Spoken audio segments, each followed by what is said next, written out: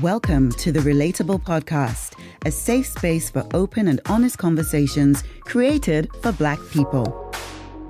This podcast explores how we relate to one another in our intimate connections, friendships, family, and everything in between. Hosted by 3 Caribbean women. I am Fiona, a single mom. I'm Shireen, a very near empty nester. And I'm Chantal, a free-spirited monogamist. Relatable, because a shared journey brings hope.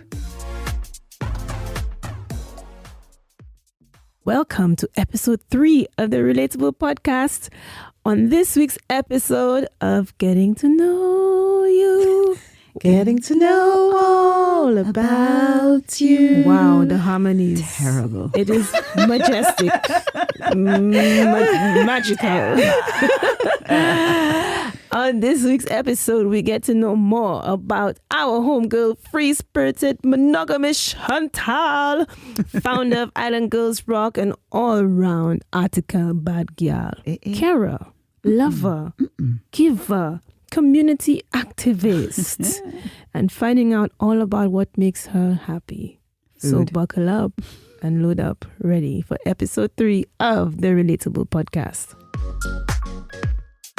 Hello. For those who are not aware, Chantal is normally the one interviewing and unpicking and unpacking and caring for people and doing all these workshops and stuff like that. Okay. All right. There we go. Okie dokes.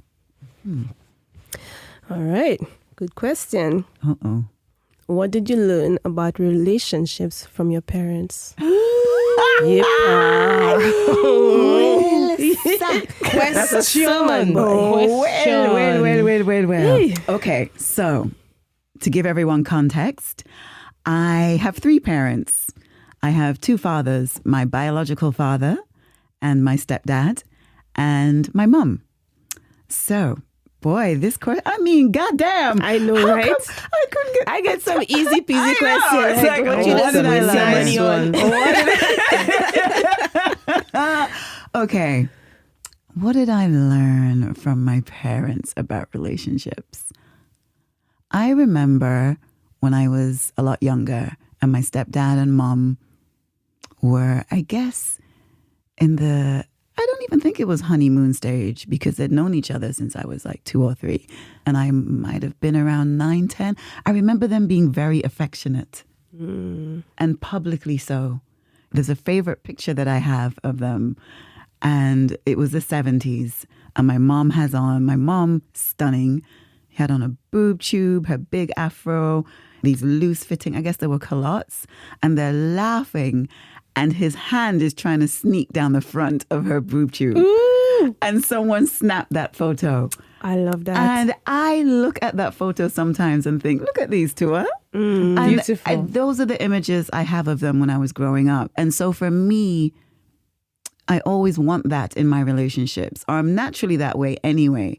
And so I'm never afraid to be affectionate.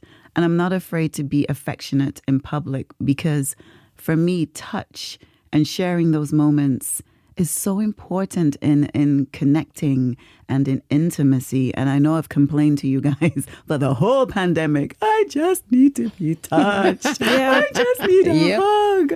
But I definitely learned that from them. I've learned how to communicate better because they did not communicate well. I think with my stepdad and my mom, they've known each other for so long. There's an element where they almost communicate in the style of brothers and sisters, right? And that's all well and good, but this is your partner. This is not your brother and sister, right?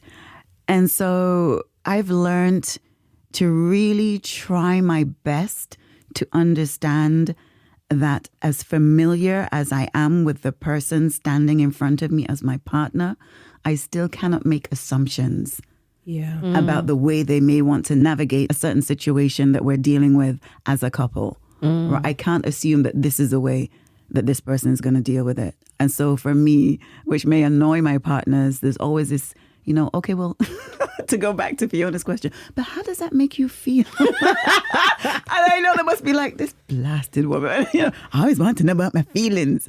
God damn it. Yeah, because I want to know how this action may impact on you. I want to do this with my life, or I want to go to this thing. Number one, you don't have to come with me, because in relationships, I'm very much a person who believes in freedom in terms of you are still your own individual person. You may still have your own crew and your own stuff that you like that I may find really boring. And I don't have to be up under you all the time. And you don't have to be up under me. And that is actually something I also learned from my mom and my stepdad. My stepdad loved motorbikes. And I remember him going off, I wanted to say long cycles around the island, but Nevis is 36 square miles. It's okay. First of all, 10 minutes. It's not that long. It's 10 minutes. Don't disrespect the people island. Come on, 36 square miles.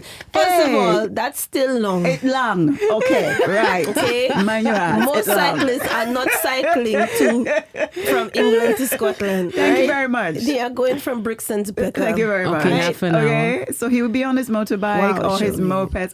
I'm ignoring you right now. And my mom had her things that she was into. And then every now and again, they meet up and do something together. Like they would go out to dinner quite a lot. And they still do. They go out to dinner and go to different hotels on the island. They eat out a lot. That's good. And so I saw that. And so I crave that in my connections. Like I want to go out. As much as I'm a homebody, because I am Miss Torian, my home is my palace, my sanctuary, my everything, which is why for me, there are elements of the pandemic which I did not mind. For real. Okay. Not you alone, honey. I have to stay home? Oh, okay. Whatever will I do? Okay. Oh my gosh. I'm so sorry.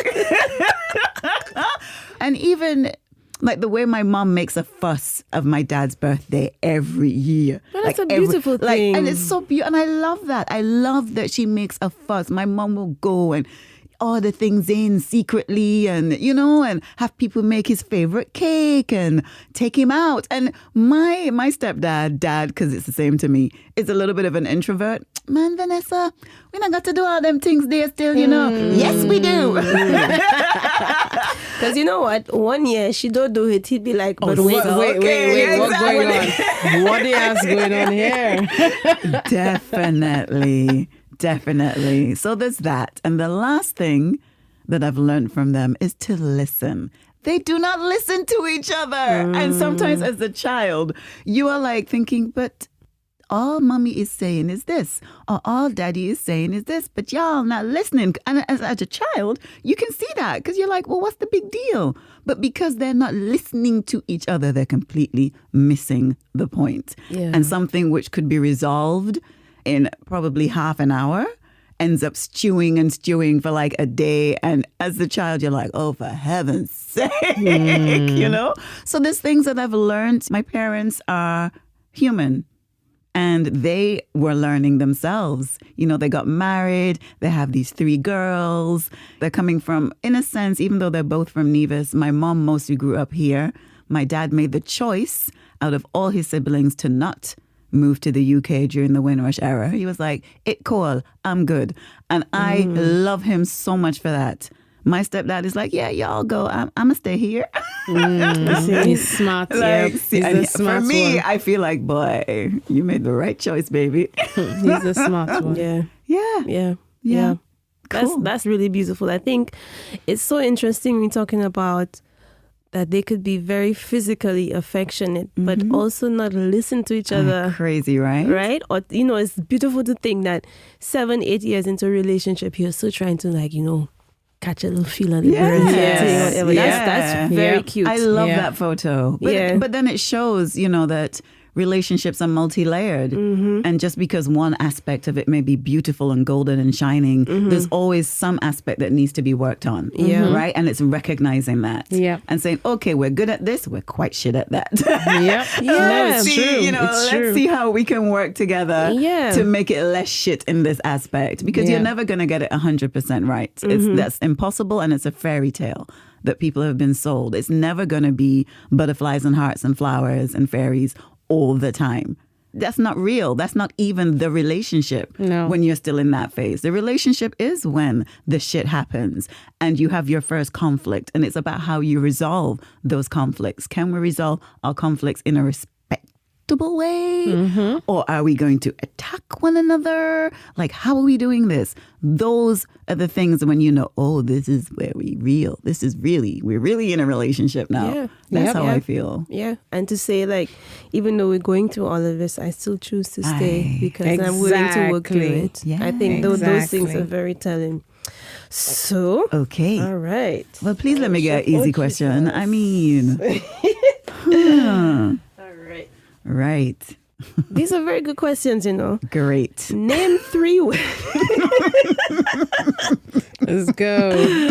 Name 3 works of art, music, literature, and visual art or architecture that mean a lot to you. Ooh. 3 works of art that mean a lot to me. Oh my goodness, there's so much. Oh my God, girl, that's terrible. It's like asking you name 3 of your favorite books. Oh my God. I couldn't. Okay, you know what I'm going to do to make it easier for myself? I'm going to do that I'm presently loving. Okay. Because if I were to dive all the way back, like, I cannot.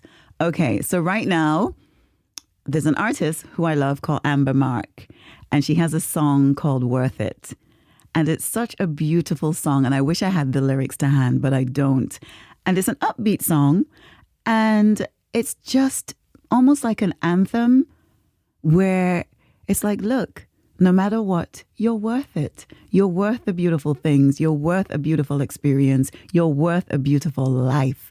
And I feel, because we are still very much navigating the pandemic, more uprisings, Black Lives Matter, Palestine, and we can get consumed with everything that's wrong, right? Yep. And we can almost take on, for sure, take on all the trauma because it's our trauma. But we're so consumed by it that we forget that there are elements of life that are still quite beautiful and that you are still deserving of those things, even though the world is exploding, even though we are still navigating an apocalypse. Yep. You are still deserving of feeling good. You are worth going to the Tate Museum once it reopens and taking in some beautiful art. You are worth your friends showering you with love and affection on your birthday in Kew Garden, and then it poured down on rain and you're like, oh, okay, I digress. But you are worth those things. You are worth someone just calling you just to check in on you. You're worth it. And just because there's a lot and it's quite heavy energetically right now for everyone, the moments of sunshine and golden moments are still yours to have, and you're worth it. And so for me, that song, when I play it in the mornings, it's like, that's right. Yes. Yes. And you deserve That's to right. have these things. Yeah. So that's definitely a piece of art Okay. that I'm appreciating right now. Another one is, I just finished this book by Monique Roffey. I never know how to pronounce her surname. She's a Trinidadian author. And it's The Mermaid of Black Conch. Ooh, I love the name already. I think I have that book in my read list, to read list. Let me tell you about this book and how magical and beautiful it is. You know when you're reading a book and you don't want it to end, so you kind of start to take your time with the chapters. You're like, okay, let me not read all of chapter 3 today. Let me just read half of it. Right? So just like giving myself little drips. It's just beautiful. And I love when our writers, Caribbean writers, weave the mystical into their storytelling. It's very much, for me, Octavia Butler, who is one of the most beloved science fiction, apocalypse, Afrofuturism writers, Black American. I love when our writers take that route too, because that is in us and people just aren't aware of it. Yeah. And so there were elements of this book, just the mysticism and the magic and just the way that she even spoke about certain things. I don't want to give I away know too what much. it is. I'm like, I saw I it. cannot talk about this too Yeah, much, but I that's know what it definitely is. something. Well, I mean, the thing is, Beautiful. it's like anytime, especially Black or Caribbean writers, it's always feel like we just adopting one narrative, like we don't believe in fantasy and mysticism and all these kind of things like that. And our stories are always like some kind of hard story, tough story. And sometimes we want to have like fairies and all them kind of things too. Exactly. You know, it's always been reserved for like European. What's them brothers who's written all of them books? The Grimm. The Grimm brothers. The Brothers Grimm. Grimm. Right? It's like it's reserved for them only. I love when Caribbean writers come and do things like that. Man. Yeah. And so my third one is during... Oh God, how many lockdowns have we had? Jesus. Okay, let me think. I think maybe during the second lockdown, it was my birthday. So this is last year, right? So it was my birthday, and I decided to treat myself to some art. And I purchased some artwork from Sharon Walters, right? And Big up Sharon. Big up Sharon. London artist. So I purchased some of her artwork, and I have it hung in my space. Lovely. And it's beautiful. And she just told me the other day, because she's a collage artist. For those of you who don't know her work, she's on Instagram. Is it London Artist 1? London_Artist 1. Oh, okay. Yeah. You'll find her. You'll find her. And she has a series called Seeing Ourselves, which is focused and centered on Black women and representation of Black women visually in the art world, in media. And she's gone from stride to stride. I remember Sharon did a workshop for Island Girls Rock 2 years ago now. Jesus. Oh, my life. At our wellness day. And so she did a workshop focused on seeing ourselves. And so I bought this piece of art from her. And just recently, she's telling me that the image that she used is from an old photo of her mom. Okay. And I'm like, oh my God, so I have your mama? I have your mama in my space. And it's this beautiful image of her with flowers. And I'm like, it's your mom. So yeah, I feel extra special. You should. I feel so Yeah. those are 3 pieces of art and creativity. Which, Very good. You give us a piece of music, I did. piece of literature, and a piece of like art. Okay. Very good. Go me. You know, Is that the last one? cultured. Yes, is the last question. Oh, this is the last one. I thought that was the last one. No, one more, honey. You're not escaping. Okay, go all the way. Oh no. Oh. I like it Listen, already. when a Caribbean woman says, there's so many ways that could go. When do you cry or want to cry as an adult? All the time. Every day, all day. All right, so I'm definitely feeling exposed. Okay. Okay, I cry all the time. And I cry because I'm happy. I cry. And it's not like, when you do a dirty cry. No, it's not the snot and all that stuff. It's, I allow my tears to flow. As you should. And I cry when I appreciate things, when I'm happy, when I'm sad. I don't cry when I'm angry. I curse when I'm angry. I mean, I cry all the time. And I had a real episode of crying at the beginning of this year because, to give you guys some context, the year before the pandemic, I lost 4 members of my family.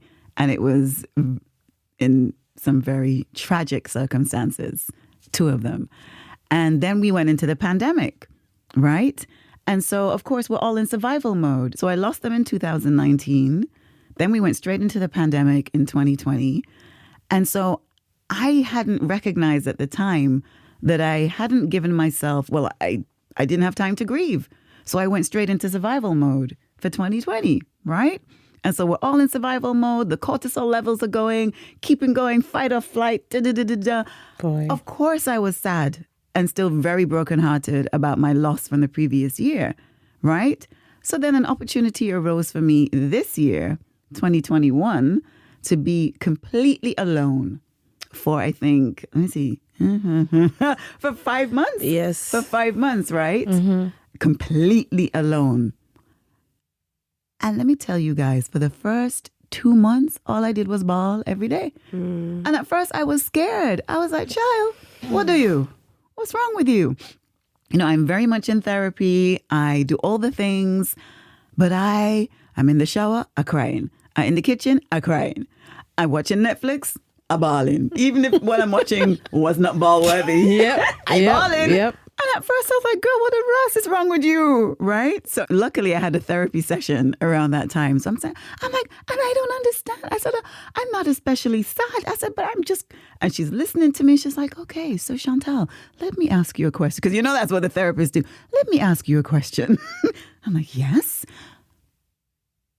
How long do you think you will be grieving? I was like, grieving? She's like, yes, grieving. And I was like, I don't know. She's like, okay, so have you cried for the loss that you experienced in 2019? I was like, of course, you know, funeral. And she's like, yeah, but have you cried? And have you had the space to not mask your tears because you have been around other people? God damn. And she's like, what's her number? I will give it to you after the show. And she's like, and when you were you crying in the shower? I was like, yes. Were you crying in front of your relatives? No. Were you crying in front of your colleagues? No. So really, you haven't had the space to fully cry, have you? Of course, I then start to bawl. Of course. I feel very exposed right now myself. I'm like, shit. God damn, woman. Like, read me to film. That's fine. But then, of course, she was right. I hadn't been alone with my grief. And so my body and my everything was just like, okay, here we go. She's all alone. Let's do this shit. Yeah. Do this now. And let me tell you guys, I felt like I made so much progress. I mean, grieving is linear. It's non-linear even, sorry. I don't think grieving you ever stop. You never stop. You never stop, and it's up and down and all around the houses. But I hadn't had the space to just fully be sad without feeling like, okay, I can't let the boys see me being sad. Yeah. You know, I can't let, you know, this person see me being sad. And so but when I go in my room, I'm a cry. Or when I go in the shower, I'm a cry. So no, I was able to cry whilst I was cooking my food and cry whilst I was vacuuming and scrubbing the toilet and doing all the things. And it was a blessing. Yeah. It was a blessing to have that space to cry. Yeah. It was wonderful. So yeah, I'm not afraid to cry, guys. Happy, sad, in between, whatever. Yeah. Yeah, I think it's very important to allow ourselves the space to. I mean, the thing is, most of us do cry in private, and I understand how uncomfortable it would be to cry in front of other people, even family members, right? And then the natural thing is you wipe the tears away or you hide your face or whatever. You say, oh, don't cry. Stop crying, you know, because some people, I think they need to tell you, oh, stop crying, feel better, right? Yeah. And then it just becomes about something else instead of staying in the moment, feeling it, allowing it to go through you, processing it. And then after that, you can move forward, right? But then it's always, I don't think we feel comfortable, even alone, because we also tell ourselves the things people say, don't cry, or stop, go and wash your face, you're fine, you're weak, stop being a bitch. Then all these kind of things, right? And I think we don't ever really properly allow ourselves to cry. Yeah. Properly. But what I find with me is when I don't allow myself to cry is I end up crying in the worst places. Right. So I'm on the train and I have my music on or I'm reading a book and I'll read something and I'm on the train wiping tears away. Thank fuck for them masks because the tears going down and people not seeing it. And I'm trying to just maybe put my sunglasses on so they definitely ain't gonna see it. I find I end up crying. I'm going for a walk on the morning and I walk in the whole way I crying. And it's just, we need that time and Absolutely. that space to let it out. Otherwise, it will come out eventually. It's time to gather under the mango tree. For this week's episode of Under the Mango Tree, we're going to be listening to some majestic waterfalls. These soundscapes were taken from a visit to a waterfall in Ancillary in St. Lucia. And my God, that was beautiful. It was an amazing Sunday morning, like 8 o'clock in the morning. And all you could hear is the water. Nothing else, no one else around. Enjoy as much as I did.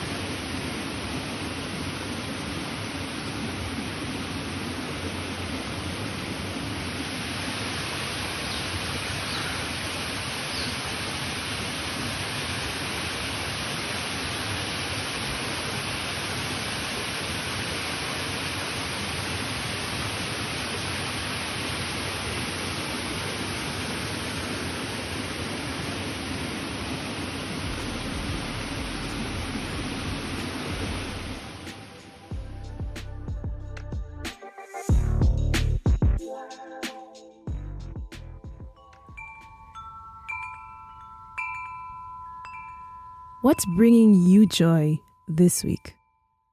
This week, I've been getting a lot of joy from the fact that I'm on annual leave from my day job. And even though I can't go nowhere, because Miss Panorama, it just feels nice to not actually have to wake up at 6 o'clock. But I'm waking up anyway because body clock. But I'm choosing to just read a book during that time. And if I fall asleep, great. If not, then I just get up and do some meditation or whatever. But the joy is coming from not having to leave the house, not having to get on a train, not having to do my usual commute. So my annual leave, although it's a homebound one, is still bringing me joy. This week, what's bringing me joy is I got this letter telling me that my surgery to get my tubes tied has been moved up. So it is no longer on the 29th. It's now next Thursday. So the reason it's bringing me joy is because I hate contraceptives. Not hate condoms, I hate contraceptives. I hate the hormones. I hate filling my body with these things that are not natural. So I'm getting so much joy from knowing that I could stop that and knowing that I could be a natural woman without putting all these things inside my body. So I'm really, really excited. It's scary, but it's also bringing me joy to know that I could breathe and I could not have to worry about certain things. This week, what has brought me joy? You always say I have a hungry belly, but cocoa tea. I have a lot of cocoa tea, cocoa sticks in my house. So those who may not be familiar, cocoa sticks is unrefined cocoa that comes from the Caribbean in solid sticks, and then you grate it to make a tea that's you normally have in the morning. And then I discovered that there is coconut condensed milk, so that's a dairy-free condensed milk. And, I think when you have cocoa tea, your body also says, this is good for me. This feels good.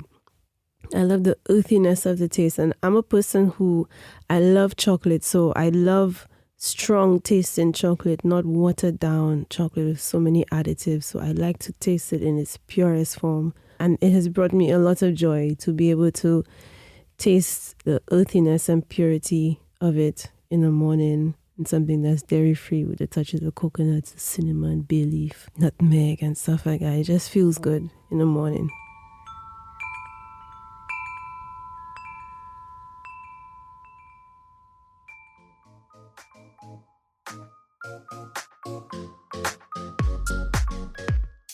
Wow, thanks so much for that, Chantal. And thank you for joining us this week on the Relatable podcast. Chantal, you have my reading list growing. big time. I cannot wait to get my hands on these books. I'm so excited for them. So yeah, remember, you could find us on Acast, Spotify, Apple, and SoundCloud. So on Instagram, follow us on The Relatable Podcast. And remember, new episodes drop every Wednesday. Relatable, because a shared journey brings hope.